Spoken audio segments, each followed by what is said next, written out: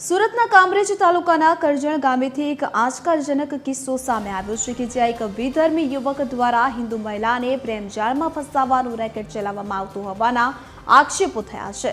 આ મામલે પીડિત પરિવાર દ્વારા કામરેજ પોલીસ મથકે લેખિતમાં અરજી કરવામાં આવી છે।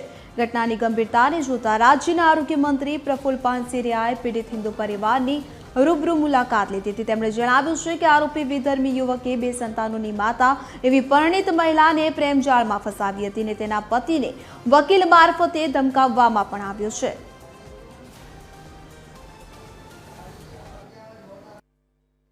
એક બ્રાહ્મણ પરિવારના દીકરાની પોલીસ સ્ટેશને અરજી આવીને મને પણ મદદ માટે એમને વાત કરી હતી। હું આજે એમના ઘરે ગયો હતો। ગામના તમામ લોકોને મળ્યા।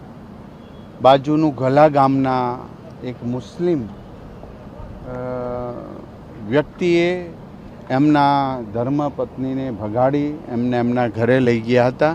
આ યુવક છે એમના વકીલનો ફોન આવી જાય છે એમના પતિ પર કે તમારા ધર્મપત્નીએ જ ફરિયાદ તમારા ઉપર કરી છે। આ રીતનું આખું દબાવવાનું ધાકધમકી આપવાનું વગેરેનું કામગીરી થયું અને જેમણે લેખિત અરજી આપી છે તો ચોક્કસ પ્રકારે મેં એસપી સાહેબ જોડે પણ વાત કર્યું છે। ગામના પરિવારજનોને સાથે રહી અને આમાં આખી ચેનલ અથવા તો એનું રેકેટ જે હોય એમને ખુલ્લું પાડવાનું પોલીસને સૂચના આપી છે। એની તપાસ શરૂ છે।